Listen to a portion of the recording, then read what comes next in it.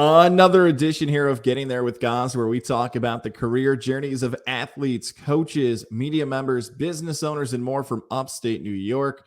This guy, I finally, after years, actually got to talk to him in person, and now I've roped him into doing this podcast. That is Chris Watson. Looking forward to learning about his media and career journey on this episode. So, Chris, for those who may not know you, let's go back to a younger version of you, 6, 7, 8 years old.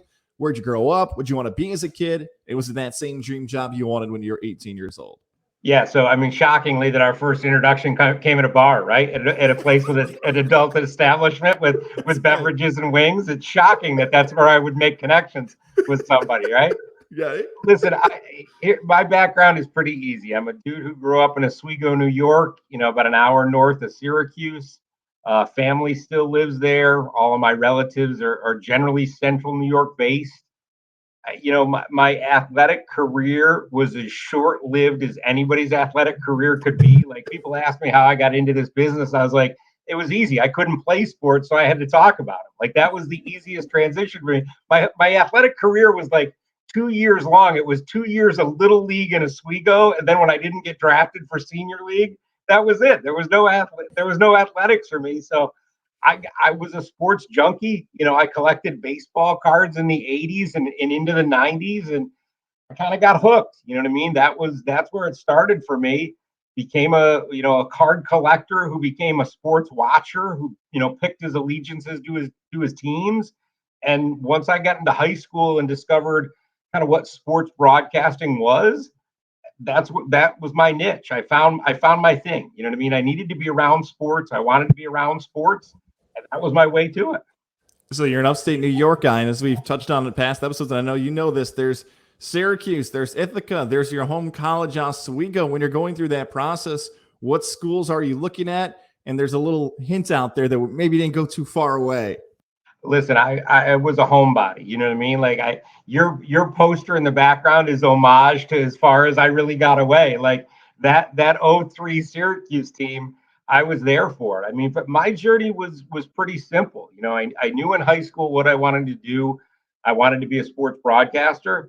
I knew I wasn't, there are some people that when you graduate high school, you're ready to go to a 4-year school and you're academically and socially and emotionally ready for college of, 40,000 kids going to school. That wasn't me. I needed more. I went to community college, and it was the best move for me. I went to Herkimer County Community College, had an awesome radio television facility, had professors that were super knowledgeable, that allowed you to do things that get hands-on. That was the right place for me. I did my 2 years at Herkimer. And then the story I love to tell is the only thing I knew after Herkimer was I wasn't going home. I wasn't going to go to Oswego. I wasn't going to go home. I was going to go somewhere. And all the somewheres I looked at just didn't fit. It just didn't work. And there were a lot of places. It was all New York based. It just wasn't right for me. And I wound up at Oswego, and I lived at home, and it was the best thing that happened. I finished my 2 years at Oswego, and met the best friends of my life, made the best connections of my life, and loved every minute of it. It was absolutely perfect for me. And that's where I finished, and that's where I graduated from. There's so many things there. I want to go back a little bit because I want to offer some perspectives for Herkimer, because we have a lot of Herkimer alumni on this, that in particular, that time frame for Herkimer Community College, and it's fantastic. There's people who've gone, but like that late 90s, early 2000 window, it really was producing talent, and especially in upstate New York, where, as you mentioned, Syracuse athletics is doing well, and there's a following. Like, that is a great stepping stone for people for their careers, and you were right there in the middle of it in that time period. So here's what I had found, as an outsider kind of getting started as a kid. And then once I got into the business and saw interns come in, that were in the position I was in, interns who became employees who became, kind of long-standing, and we were kind of spoiled. You know what I mean? I went to Oswego. I will tell you to the day I die, it was the right choice for me. It was the best program. It was the best people. I met, worked with, and continue to have good friends who went to Syracuse. It was right. It was where they needed to be. It took their journey where they wanted to be. A lot of same people went to Ithaca. That was their choice. That those three places right in central New York churned out a ton of broadcasters. People went west and went to Fredonia and Brockport. People went downstate and went to New Paltz or went out to the island. And then, years later, I met a lot of people who went to Linden State in Vermont, which turned down a ton of broadcasters. And, you pick the place that's right for you. I was fortunate, right place, right time. And for me, it was home. That was the other thing that was easy for me is, until I moved to Albany, which was like 2009, and I never really left my comfort zone of home, which was central New York. When you're getting those reps in Oswego, by the way, like now we're talking hockey, we're talking about some competition stepping up a little bit. You mentioned you lived at home, which is a whole different dynamic for a lot of college students. Were you able to, I know you mentioned you had friends and connections like that, but I'm sure they looked at you like, I say this nicely, like a townie, like, wait a second, this townie is hanging out, right? You know what I mean by that? The ultimate phrase you ever hear in any college town. And I thought it was like exclusive to Oswego. Like you'd go out and you were a townie, and then you come to find out when you were from Cortland, that's what you were. And when you were from Brockport, that's what you were. Wherever you were a townie. I was really lucky because one, I knew what I wanted to do, and it was radio, television, it was broadcasting, it was journalism. My major and my track, that was locked in. I met really good people working in all the different aspects. Like I went television. That was what was right for me. I was TV, but I did some radio stuff. I did some newspaper stuff for the Oswegonian. I dabbled in other things, which I think was important for, listen, that was my journey, but I think it's important for everybody to, don't specialize. What do we talk about in sports, right? We're always like, you're a football player. Don't just be a football player, be a track, be a lacrosse player, be a basketball player. Don't specialize. I think the same is true in what we do in media and in broadcasting. Like you can be a radio guy, but learn how to do a multimedia journalist. Be a television person, but know how to be a really strong writer. You know what I mean? You got to be well-rounded. When you get to your senior year, like most students, they do eventually tell you have to leave because you are graduating. You can't stay in college forever. What is that experience like for you looking for that first job, and where's that professional first job location for you? So the one thing that I always tell when I do like a career day or talking to, and I'm not a kid anymore, but when I would talk to young kids who weren't that far removed from where I was, the thing that was most important to me was do an internship. And if you do an internship, do it at the end of your school years. Like, I'm all for doing multiple internships. I'll never tell you don't do them as a sophomore, do them twice as a junior, do them. I was really lucky. I did my one internship the final semester of my senior year. I did my internship, which ended in May, graduated, and then that like late June or July, the place I interned at had an opening in their sports department, and I was fresh on their mind. They had a part-time 30-hour-a-week, sports video journalist position open. I was fresh in their mind. I had just left, and it was perfect timing. I mean, you can't get any luckier than I did, and that's what happened, and it was absolutely perfect for me. Was it WSTM in Syracuse? That was Channel 3 in Syracuse. That's right, WSTM, Channel 3 in Syracuse, and I was, graduated in the May, June of 98, and I was working there by June, July of 98. June and July 98, and that fall into 98. Chris, we're talking about McNabb. We're talking about the glory days of Syracuse. Like this is your first job. You're covering that amazing Syracuse team, one of the greats of the last 25 years. You talk about being spoiled because not only is it home for me, you grow up in central New York and, you pick your allegiances, right? You're a Bills fan, or you're a Jets and your Giants fan, you're a Yankee fan, or you're a Met fan, or you're a Red Sox fan. In Syracuse and in central New York, SU is the pro team. Like that was the one thing that we all had. We were all Syracuse University basketball, football, lacrosse fans. Syracuse is the pro team in central New York. That's what I grew up rooting for. That was my team, and that's where my allegiance was. So when I got to cover those games, and again, doing career days and career fairs and talking to kids, I used to tell them it was really the biggest scam in the world. They pay me to go sit in the front row at the Dome and watch these football games and watch these basketball games, and then go on TV and report about them. Or in my case, start out as a cameraman, shoot the highlights of McNabb running wild, beating Miami in the Dome. Your footage is on the air. It was the best. You talk about being spoiled. It was fantastic for me.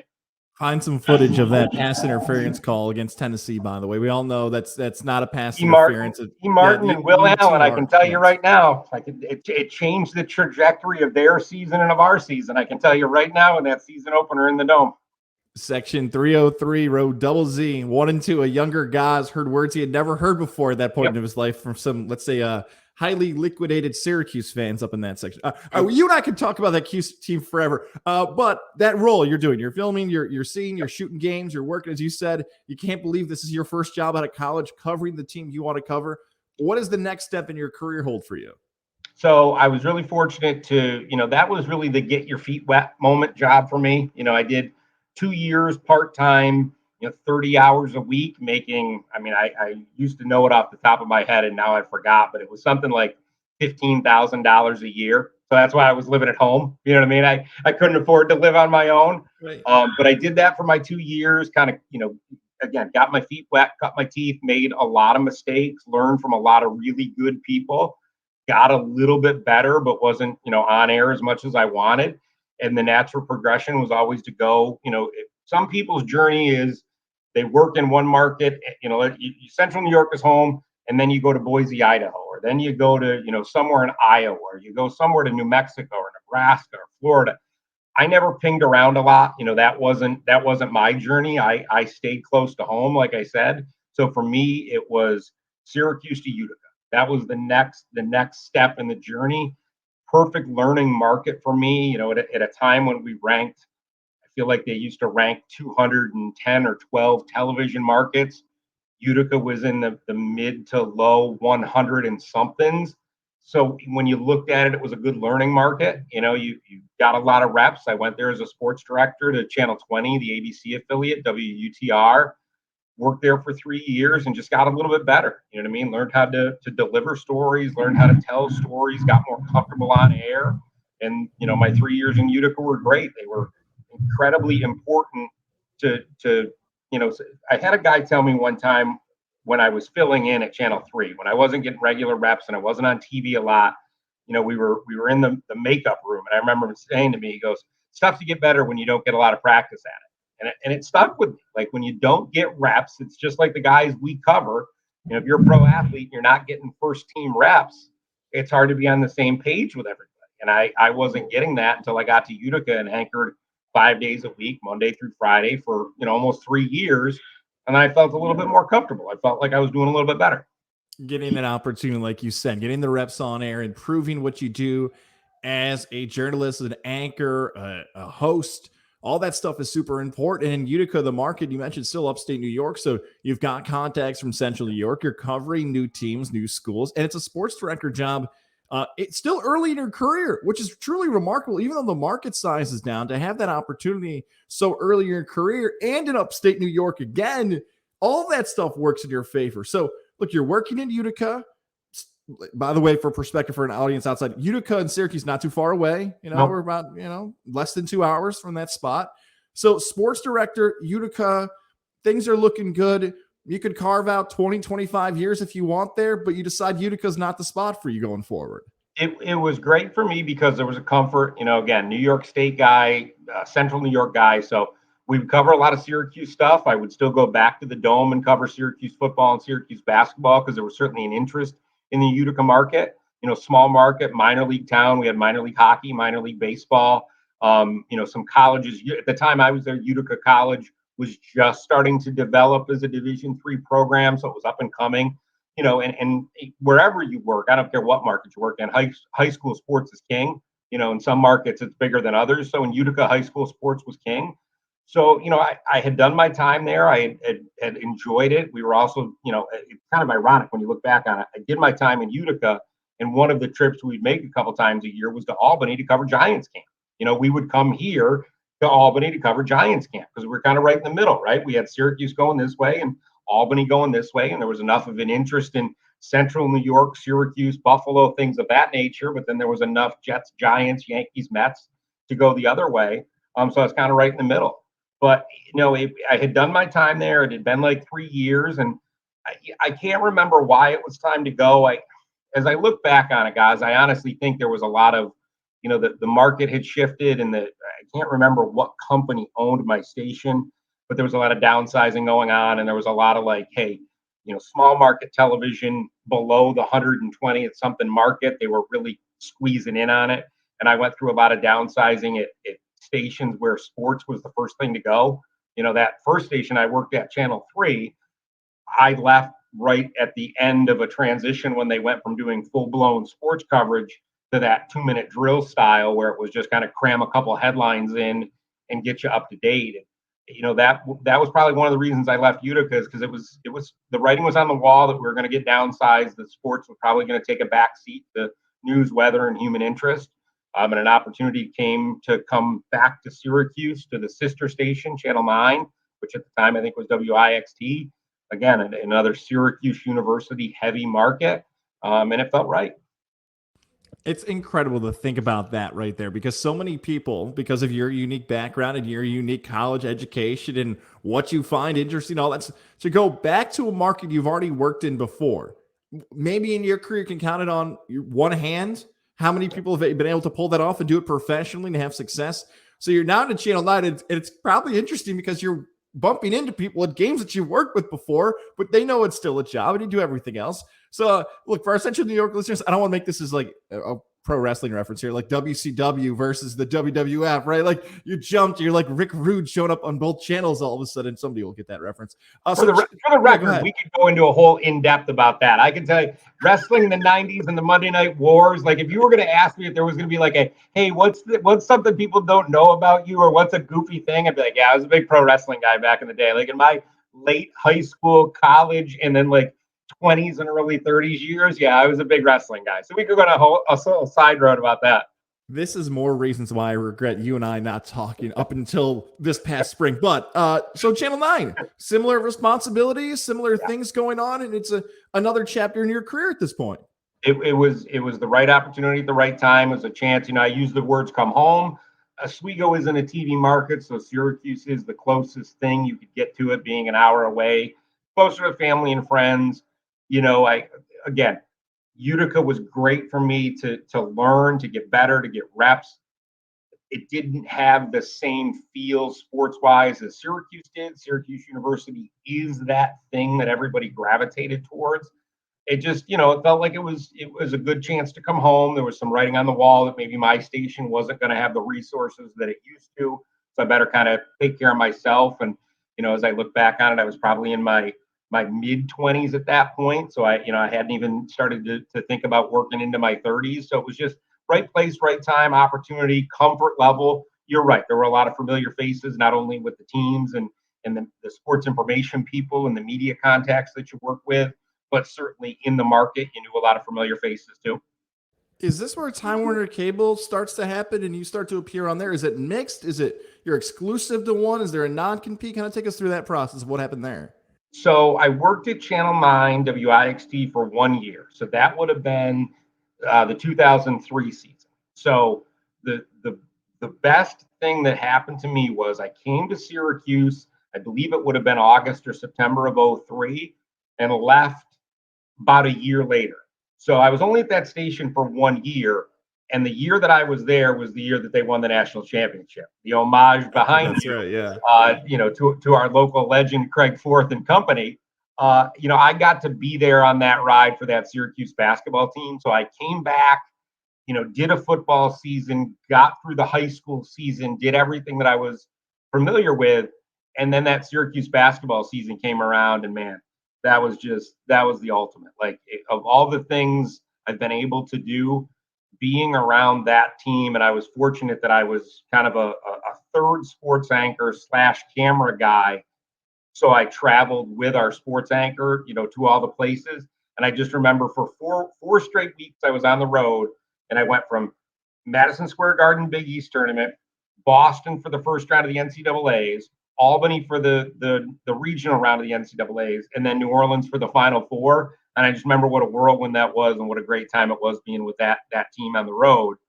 But after that ended, so sometime around, that summer, Time Warner had launched the 24-hour news channel in Albany. They had launched Capital News 9 about a year prior. So like 2002, 2003. they had launched that 24-hour news channel in Albany. And we had heard that they were going to do the same things in Syracuse, and media people talked. I had heard they hired this guy. I heard they were looking for this. They're going to do 24 hours in Syracuse. They're going to open a building on Erie Boulevard. And it intrigued me. It was, I was doing third sports anchor work. So I was doing a lot of cameraman work. I was doing a lot of reporting, but not a lot of anchoring. And, I felt like I had put in a little bit of time in the market. People knew who I was. I had made some connections, maybe not as strong as some other people. But it was interesting to me because it was something new. And I thought, listen, they got to hire a whole new staff. The Time Warner operation in Syracuse, which when it launched was called News 10 Now, it interested me because they had to build everything from scratch. Like when you apply for a job in TV and you're trying to get the weekend anchor sports job, that's probably the only job open at the station. Maybe they're looking for a sports guy. Maybe they're looking for a reporter. They need a director or producer, but there's not that many jobs. This was a news channel that was launching from the ground up and needed 100 and something people to launch the whole thing. And I was like, there's got to be 4 jobs in the sports department there. And I've got to at least get an interview for one. So I put my stuff together and went for it. And, to cut the story short, I got their weekend sports anchor job and was there at the ground floor, like was there when we launched a channel from the start, which was probably the most rewarding and fulfilling thing I've done in my career. It's so exciting too, because you're taking this new journey of what this can be and how the coverage can be different. And for people who are in this field in broadcasting to be creative and to test something and see what works and see what doesn't. There are times, and it's not disrespectful to traditional media companies or media companies, heritage stations that have been around. Sometimes when you see success doing it a certain way, there's some stubbornness of not changing it. But when you get to walk in the door and say, hey, we get to try something no one else has ever tried before, let's see what we can do. You guys get to have that happen. Is this around the same time as well? Hopefully my timeline's pretty close on this as well, that the high school live sporting events go directly in central New York to this station? Very similar, very similar. So I was fortunate to start there, and I think it was like August or September of 2004. We did like 2 months of dry runs and rehearsals with 100 and something brand new people. And the way I always tell it was, if they ever wanted to do, and they could launch it now, if you ever wanted to do the real world in a newsroom, take a bunch of 20 and something and 30 something year olds, hire them to a market they've never been to, throw them in a newsroom and let them launch a news channel. That's exactly what we would have been like, because that's what it was. We were all a bunch of newbies. Some of us had 5-10 years experience. Some of us graduated from college, the week before, and they got hired, and it was all brand new. And I mean it from the bottom of my heart. Like what we did in Syracuse working at News 10 Now was the most exciting thing I've ever been a part of, because we were brand new. We were from the ground up, start from scratch. We'd never done it before. 24-hour news in Syracuse. They only had a year under their belt in Albany of kind of trying it, and it was awesome. It was really the most rewarding thing I've been a part of. And about that time, the sports channel started to do more. So I know they had one in Albany and they had one in Syracuse, and they did more live coverage of stuff. And yeah, I was really fortunate that I got in. I think the first game I called for Time Warner in Syracuse was a Lemoyne College Division II softball game on a weekend on tape delay, because they needed somebody. And I was like, yeah, I'll do it. I did play-by-play, and it had probably been 5 or 10 years, in college since I had done a game, but I wanted to do play-by-play. I knew that's what I loved. So that's how I got hooked up with them. If we look at that footage, does Dale Drypolter look the same? Was he on the call? Was it? Is he? Who was? As I thought about it, Dale wasn't at that, but who was on it was Danny Liedka, and Danny was still doing games up until like last year. Danny was like my analyst at a Lemoyne College softball game, but years later he became the mayor of East Syracuse. So you talk about moving up in the world. The mayor. I was going to say, you beat me to it. The mayor was still doing stuff out there. Those are some Central New York references that I hope people really enjoy right there. That's really good stuff. So all this opportunities are happening. The emerging of live action now in Central New York. You mentioned the Albany connection. This time, mid 2000s, late 2000s, it seems as if sports is going to be like this. And from a national perspective here, like this is the emergence of the NFL Network and Major League Baseball Network, where this seems to be where the future is going to go. We're going to have these specialized television networks that are going to be the future. Is this kind of where things start to change? Because although it's maybe the most difficult thing to do in media is predict the future, the not let's say the longevity of success of this just changes because of technology? So I remember vividly when I got hooked up with the Time Warner Sports Channel, it was at that time when regional sports channels were a big thing. Remember in Buffalo, they had Empire Sports Network and they had the Howard Sabres. Simon. Yeah. Yeah, and they had the studio shows and they had the pre and post game show. And like Sports Network was branching out a little bit and doing more Rochester and a little bit of Syracuse. And like they had that footprint of Western New York. And then Time Warner came along and launched a sports channel that was Syracuse, which was doing pregame and postgame shows. And they were getting a lot of the rights to the Syracuse games that weren't going to the major networks. So, they're getting a dozen or 15 basketball games a year in the early going when nobody's watching them. The Cornells and the Colgate games of the season. They weren't getting a lot of football, but they were getting the pre and post game shows so you could see the post game. And there was it felt like there was a lot to cover that was still available. Cornell lacrosse and football and Colgate basketball and football and, things around the central New York area. And there was enough to fill it. And there was enough of a desire and a niche to watch local sports. And then obviously you had Friday Night Football. There was enough to go around, and every market started to get one. And I used the Thruway as my example. Buffalo had one, Rochester had one, Syracuse had one. They bled a little bit into Binghamton, and Albany had one. Every market kind of along the Thruway had their own sports channel dynamic.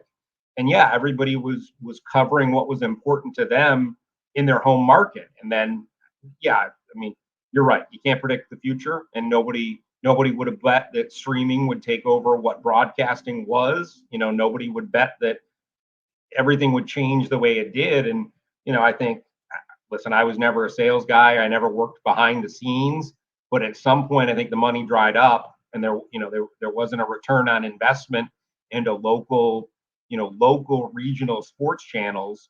And they had to find another way. I want to get to something that changes for your career, but I want to put a pin in this right now for this story, because just to follow up on that, there's got to be a little bit of frustration now, because looking back 10, 15 years from where we sit in 2022, we're taping this in September of 2022, to what we saw there at the end of the 24-hour sports explosion. It's almost like it's really possible now something like that could come back. I know we both know Joe Calderone. Yeah. Like, I know we know people that have tried something like this, and that's why I feel like the future is of this. Like, it just doesn't have to be on television. It can be on YouTube. It can be on. That's where I'm like, oh my goodness, like it can still happen just in a different way. You know what the thing is, and this is like, it's always a generational thing, right? And like, I always am the first one to be like, I'm the old man of the group because I grew up in a different time in a different era. So it's like, if it's on TV, I'll watch it. If you put it on my television, I will find it. But if I have to go search it out somewhere else, I'm less inclined to get it. But the ability to find what you want and, information overload, you're right, between podcasts, streaming, your own, whatever your own social media outlet is, whether you just want to pump it to YouTube or you want to do what Joe did and create your own, streaming platform, or if you're just going to do your own games and listen, you can go live in your own window of the games you want to broadcast. You don't have to have a channel. You can put it up for the 2 hours you're going to be on. Everything can be done. You know what I mean? And there's the ironic part about it is there's a market for everything. It's just what do people want to consume? And I think that's where you struggle. You know what I mean? I think every home market. What do we talk about? High school sports is king, no matter where you live or where you work.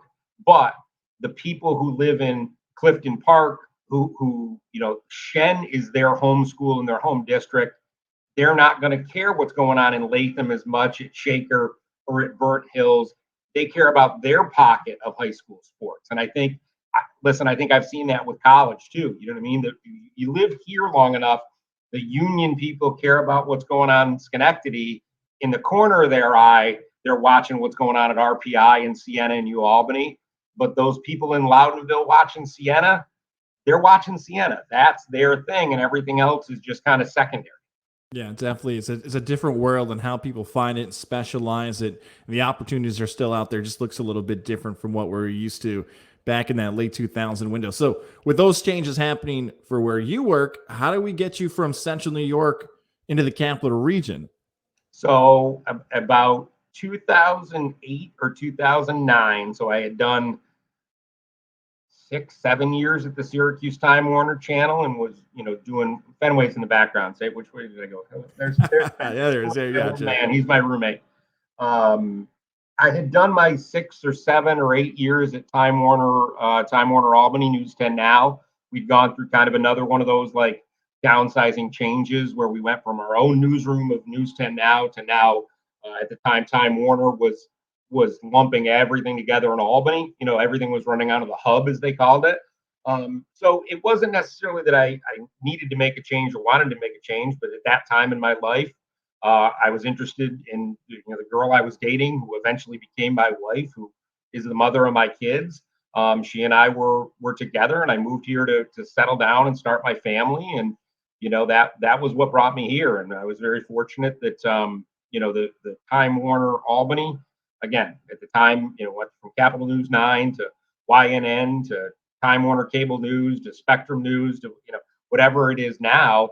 I ran the gauntlet of all the name changes, but they had an opening in their sports department. I came on board with, you were talking about Joe. I worked with Joe and Marissa, and I put in almost another 10 years working with those guys at the news channel in Albany.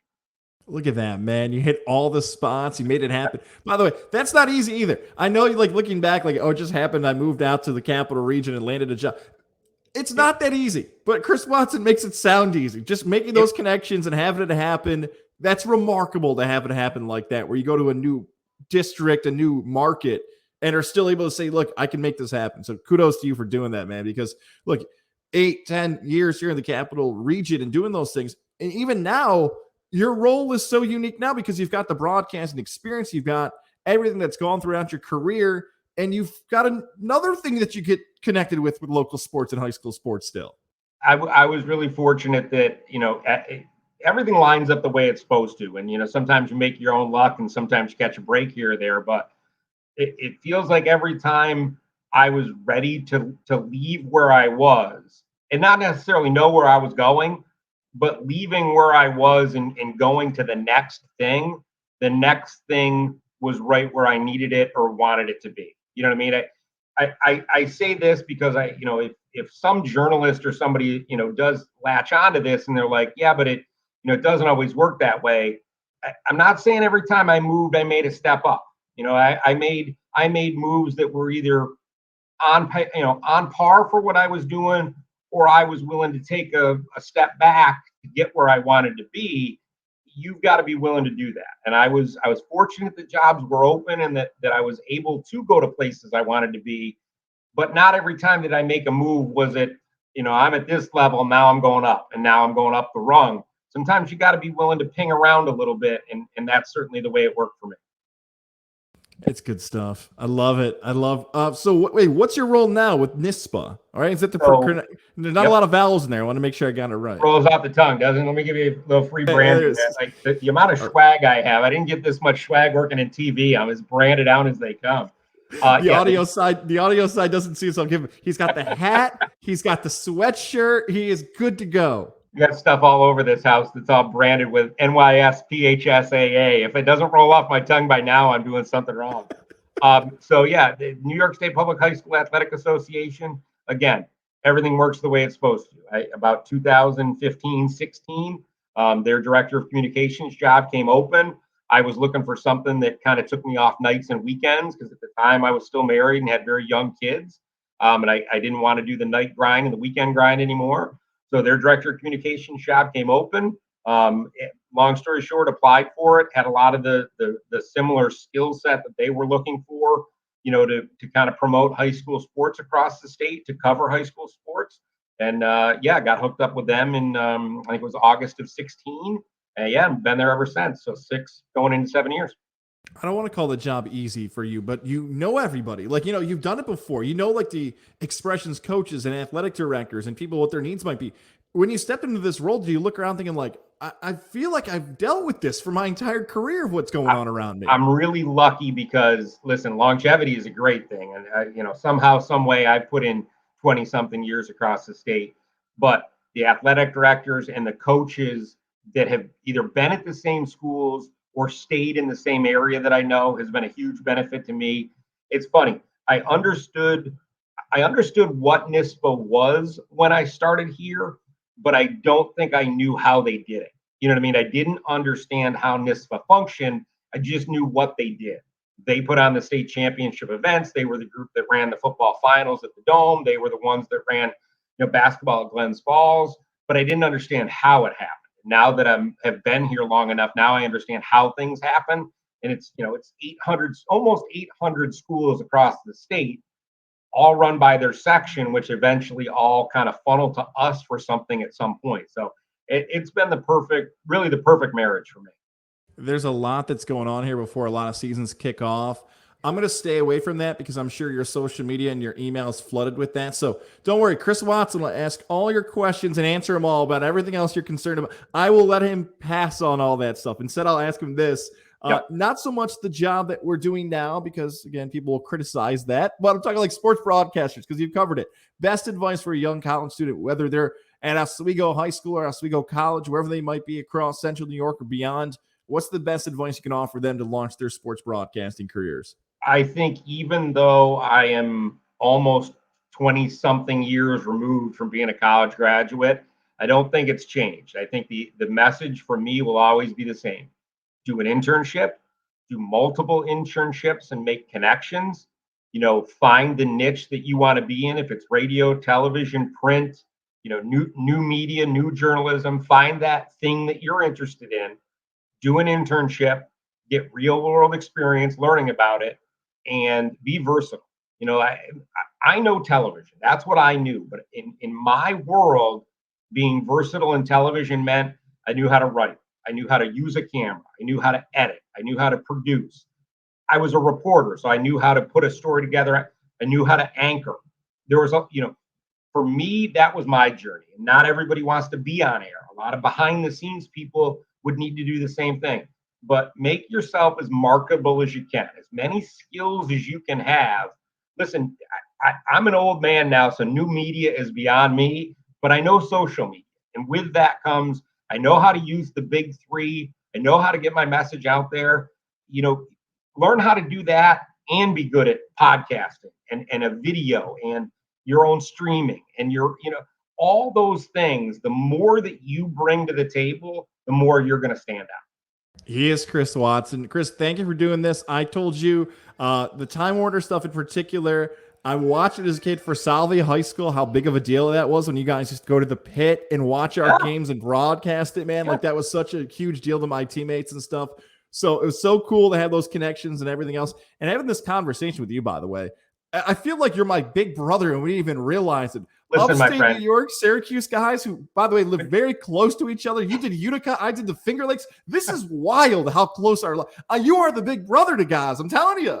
I'm telling you right now, we could talk about wrestling. I could talk about Central New York sports. I could talk about high school athletics in Central New York. You and I could run the gauntlet of all the things we didn't cover. I could talk about the Bills, the Red Sox, Syracuse, wrestling. Listen, we didn't even get into it. And that's fine with me because there's plenty of conversations for another day. And if you want to do music, we'll talk Pearl Jam, we'll talk Dave Matthews, we'll talk old country, whatever you want to talk about, I'm available. Here's what we'll do. We'll call Greg over to Cross the Street Pub. We'll set up 2 microphones. He won't even know we're back there, and we'll continue some more conversations for the future. Thank you so much for doing this. Guys, it's my pleasure. I'm glad we got to connect. I'll see you down the road.